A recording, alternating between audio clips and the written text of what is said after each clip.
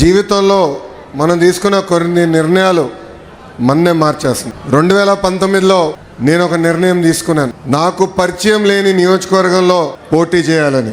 ఆ నియోజకవర్గం పేరే మంగళగిరి. ఆనాడు అతి తక్కువ సమయం ఉన్నందుక నేనేంటో మీకు అర్థం లేదు, మీ సమస్యలు ఏంటో నేను తెలుసుకోలేకపోయా. 20 రోజుల్లో నేను వచ్చిన 20 రోజులకి ఎన్నికలు అయిపోయినాయి.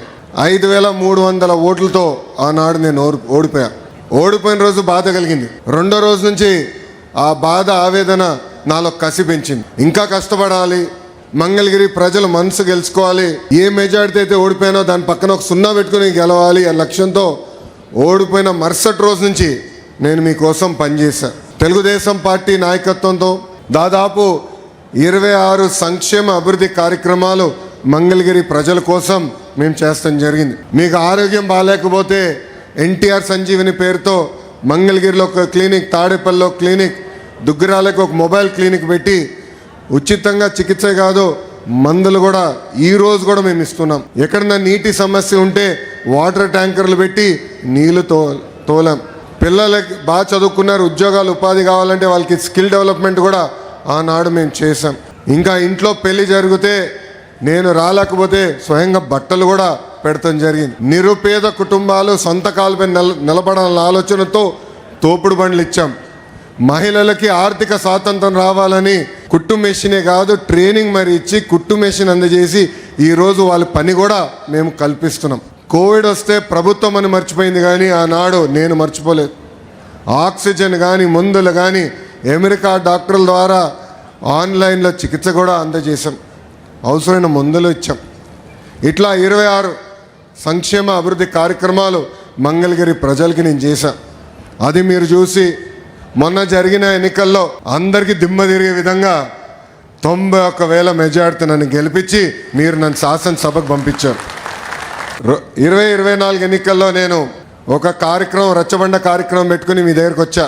అక్కడ పార్టీ జెండాలు లేవు, బ్యాక్ డ్రాప్ లేవు. సరదా కూర్చొని నేను చెప్పాల్సిన 15 నిమిషాలు చెప్పి మీ సమస్యలు తెలుసుకుని ఆనాడు స్పష్టమైన హామీ ఇచ్చా. దాంట్లో భాగంగా మీరందరూ నన్ను కోరారు. 2.5 దశాబ్దాల నుంచి ఇదొక కళ, మాకు ఇంటి పట్టాలు మాకు కావాలి, మీరు ఏం చేస్తారో మాకు తెలియదు, ఆ పట్టాలు మటుకు మాకు ఇప్పించండి అని మీరు చెప్పారు. అది ఇప్పుడు కూడా నా బాగా గుర్తు. ఆనాడు మీకు చెప్పా 3 విడతలుగా ఈ కార్యక్రమం జరుగుతుంది. కొంతమంది సులభంగా చేసాక ఉంటుంది, అది ప్రభుత్వ నిర్ణయం మేరకు నడుస్తుంది, అది మొదటి విడతలో జరుగుతుందని చెప్పా. రెండవది ఎండోమెంట్ భూములు, ఇంకో పక్కన రైల్వే భూములది ఇంకొంచెం సమయం పడుతుందని చెప్పా. అతి కష్టమైన పని ఈ కాలువ పైన ఉన్న ఇల్లు కానివ్వండి, అటవీ భూమిలో ఉన్న ఇల్లు, అది అందరితో మాట్లాడాలి, 2-3 సంవత్సరాలు పడుతుంది, బట్ నేను చేసి తీరుతానని ఆనాడు హామీ ఇచ్చా. కరెక్ట్గా 10 నెలలు అయింది ప్రజా ప్రభుత్వం ఏర్పడి. 10 నెలల్లో మొత్తం ఎన్యూమరేషన్ చేశాం, ఇంటికి కొలతలు తీశారు. అధికారులే కాదు, అన్ని పార్టీలకు సంబంధించిన నాయకులు వచ్చారు, కొలతలు తీశారు, వివరాలు కనుక్కున్నారు. ఆ వివరాలు తెలుసుకున్న తర్వాత నేనే స్వయంగా రెవెన్యూ మంత్రి అనగాని సత్యప్రసాద్ గారితో, గౌరవ ముఖ్యమంత్రి గారితో అనేకసార్లు మాట్లాడి ఏకంగా అది క్యాబినెట్కి తీసుకెళ్ళి క్యాబినెట్లో ఆమోదం తెలిపిన తర్వాతనే ఈ కార్యక్రమం మన ముందలు తీసుకెళ్లే పరిస్థితి. మీరందరూ ఒక్కసారి గుండెపై చేపెట్టి ఆలోచించారు. గత 2.5 దశాబ్దాలుగా మీకున్న కళ ఇది. అనేక మంది నాయకులు మీరు కలిశారు. జిరాక్స్ ప్రింటింగ్లకే విపరీతంగా ఖర్చు అయిపోయింది, కాగితాలు ఇచ్చేదానికి ఖర్చు అయింది. అలాంటిది వేదికమైన నాయకులందరం మేము కష్టపడి, మీ దగ్గర ఒక బాటిల్ నీళ్ళు కూడా మేము తాగలేదు, మీకోసం కష్టపడి అవినీతి లేకుండా ఈరోజు మీకు ఇల్లు పట్టాలు మేము ఇస్తున్నాం. పెద్దలు ఇప్పుడే చెప్పారు, దాదాపు మొదటి విడతలో మార్కెట్ విలువ 1000 కోట్ల విలువైన ఆస్తిని ఈరోజు మీకు శాశ్వతంగా హక్కు కూటమి ప్రభుత్వం అందజేస్తుంది.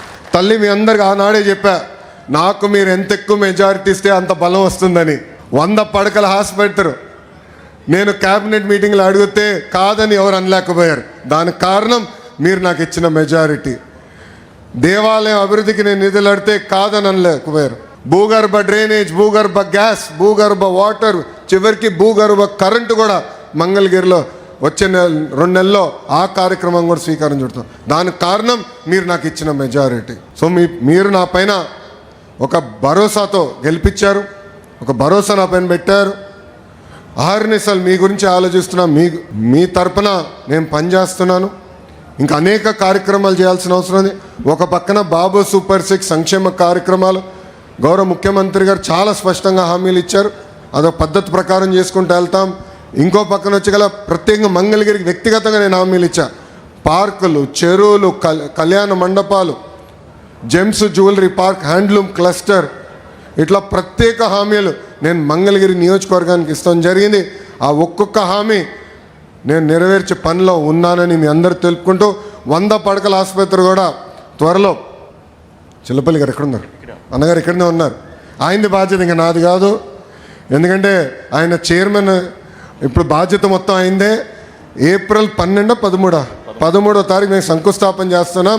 కరెక్ట్గా 1 సంవత్సరం అంటే 2026 ఏప్రిల్ 13న మళ్ళీ ఓపెనింగ్ చేయబోతున్నాం అని ఈ సభాముఖంగా ప్రజలందరికీ నేను తెలుపుకుంటూ, వేదికమైన ఉన్న బీజేపీ నాయకులు, జనసేన నాయకులు, తెలుగుదేశం పార్టీ నాయకులు, మేమందరం కలిసికట్టుగా ఈ కూటమి ప్రభుత్వంలో ప్రజలకు సేవ చేయడానికి వచ్చా, మీకోసం పోరాడడానికి వచ్చాను. అహర్నిశలు మీకోసం కష్టపడతాం. మీకు ఎలాంటి సమస్య ఉన్నా పరిష్కరించే బాధ్యత మేము తీసుకుంటామని ఈ సభాముఖం తెలుపుకుంటూ, నాకు ఇంత అద్భుతమైన అవకాశం ఇచ్చిన మంగళగిరి ప్రజలందరికీ పేరు పేరున నా హృదయపూర్వక ధన్యవాదాలు తెలుపుకుంటూ, నేను ముగించేలో ముందర ఒక విషయం చెప్పాలి మీ అందరికీ. ఎన్నికలప్పుడు అందరం సర్వేలు చేస్తాం. మంగళగిరి సర్వే, కుప్పం సర్వే పక్కన పెడితే మనం ఇంకా వెనుకబడి ఉందా? నేను తలగొక్కున్నాను, ఇంత పని చేసాం ఏంటి ఇంకా వెనుకున్నాం కుప్పానికని. కానీ ఎక్కడో అనిపించింది, లేదు మన వాళ్ళు చెప్పరు కానీ ఓటింగ్కి వెళ్ళినప్పుడు గుద్దేస్తారని. బాబు గారికి చెప్పా, మీకన్నా ఒక్క ఓటు నాకు ఎక్కువ వస్తుంది సార్ అని. నవ్వుతా, కుర్రోలు రా మీకు స్పీడ్ ఎక్కువ అని నవ్వుతా ఎగతాళి చేశారు. కుటుంబం అందరూ నా ఎగతాళి చేశారు. కానీ ఎప్పుడైతే మీరు ఈ మెజార్టీ చూపించారో ఆ రోజే బాబు గారు డిసైడ్ అయ్యి, లేదు మీరు బాగా కష్టపడ్డారు, మీ దగ్గర నుంచి మిగతా నియోజకవర్గాలు నేర్చుకోవాల్సిన చాలా అవసరం ఉందని నేను చెప్తాం కూడా జరిగింది. దానికి కారణం మీరు నా పైన చూపించిన ప్రేమ, అభిమానం. మిమ్మల్ని గుండెల్లో పెట్టుకుని పనిచేస్తానని మీ అందరు తెలుపుకుంటూ మీ అందరి దగ్గర నుంచి సెలవు తీసుకున్నా. అందరికీ నమస్కారం. జై హింద్.